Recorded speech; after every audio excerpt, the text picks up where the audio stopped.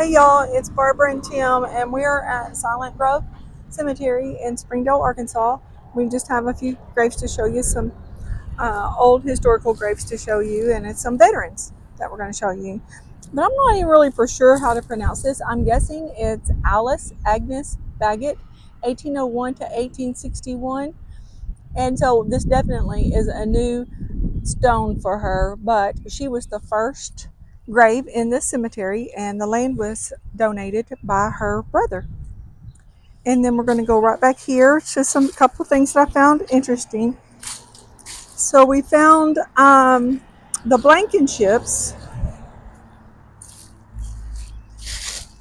Esther Blankenship,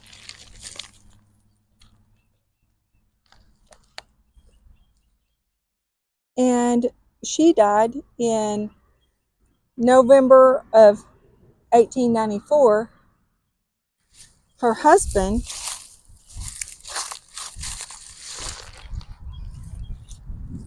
can you see that first name, Tim? What's that first name? M-A-U. Is that a It says Major. Major M. Blankenship, and he died in October of 1894. So his wife dies in November, and she was 48 years old. He was 46, so they're not old. And then in January, the following January, their son William, 16-year-old son, dies. So we have the mother, the father, and 16-year-old son. So there was definitely something going on here. Sickness, something, flu, something in that family in October, November, and then in January of 95. So we have 3 months, almost 3 months in a row, they lost a family member. And over here we have a couple of their babies. We have Martha, which was 10 months old. She died in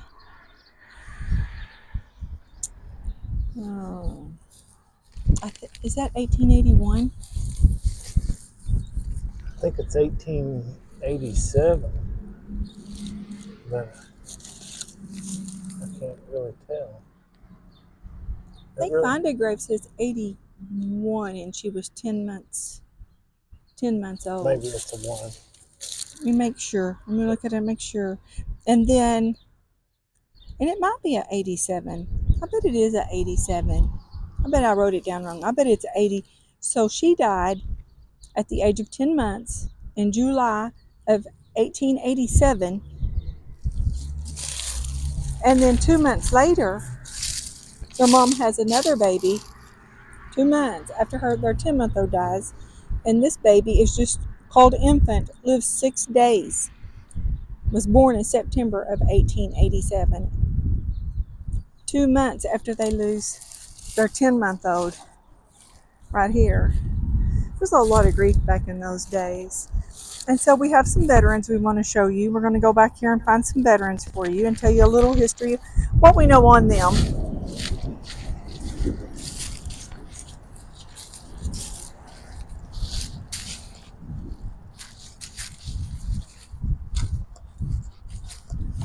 It's a small cemetery, but it's right here on this main little road here. Pretty busy road.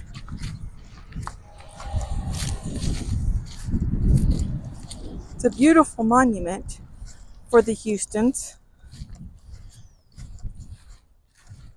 And we don't normally do newer deaths, but it has a photo and their monument's beautiful. And so we wanted, it has a photo on the monument. There's a photo of them. And so, Tim, are you going to tell us about what we know about Marvin?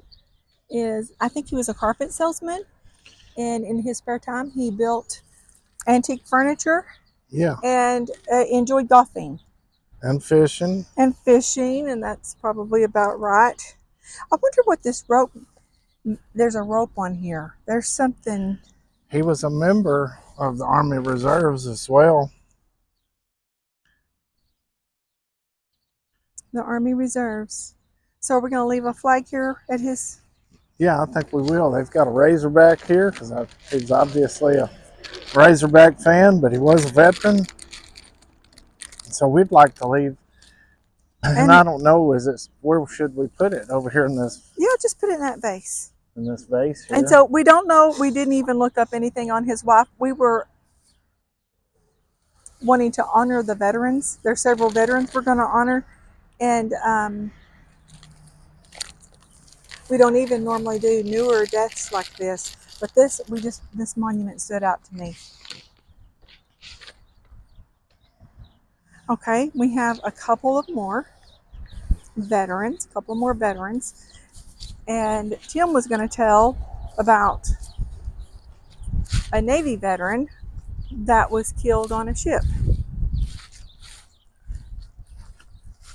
Yeah, his name is Seaburn, Emlis Graham. Let's see. He's in here somewhere. Jr. Right here.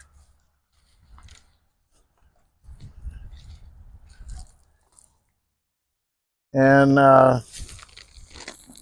he was born February. No, that's the senior. That's the senior. Oh, is this? No. Well, oh, here. Right here. He's got a already flag. got a flag there, a big flag. He was U.S. Navy, and he was in Vietnam. So he was born in 1946, and he died November the 4th of 1966. But what happened is that he was aboard the USS Franklin D. Roosevelt, which was an aircraft carrier, and they were operating in the South China Sea and doing a lot of air support for into North Vietnam. And on November the 4th, 1966, there was a fire 4 decks below in a compartment that had a bunch of paint and hydraulic fluid. And we don't know, they don't know how it caught on fire, but it caught on fire. And there was 8 men that lost their life that day, and several others that was injured. But Seaburn, he was one of the men. He was from Springdale, Arkansas, here, this area. And did we have the name of the ship, or did you already say that? Yeah, it was the Franklin D. Roosevelt. And this ship was just tremendous support over in South China Sea over there against North Vietnam. And the thing about Seaburn here is he had a brother that was born and died, the same day. He was born in 1940 and, died the same day. And then I think this is him right here. Yeah. What do you know his name? Is it Walter? Because this is 1940. Walter. Yeah. Yeah, this is him. I'm just going to get out of the way. Yeah, his brother's name's Walter. And so senior down here, we can see the mother, or her name was Donna. And so they had 2 boys, and one of them died at birth there, Walter. And then they had another son, which was Seaburn Jr., and he died in Vietnam. So they lost both their boys. And we, as far as we can tell, that's the only 2 children they had. And we just wanted to thank him for his service. Very unfortunate accident that happened aboard that ship. That's all part of war.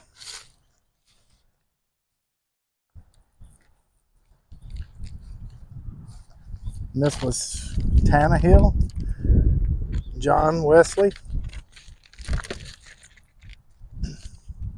That's it. says U.S. Army. Is that the? Yep, John Wesley. Unless there's a. Yeah, he served for. Is there a son? That might be the dad. Let's see. It says he is.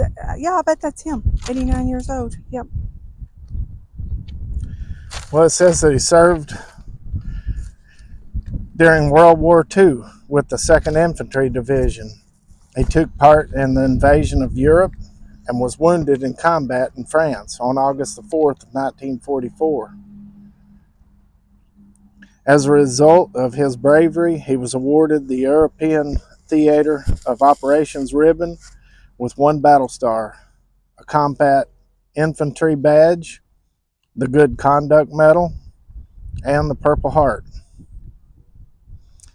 Following his discharge from the military, John devoted his life to family and their family farm.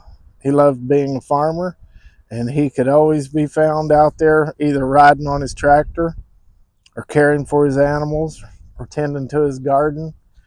And when he wanted to just kind of relax, he would whittle.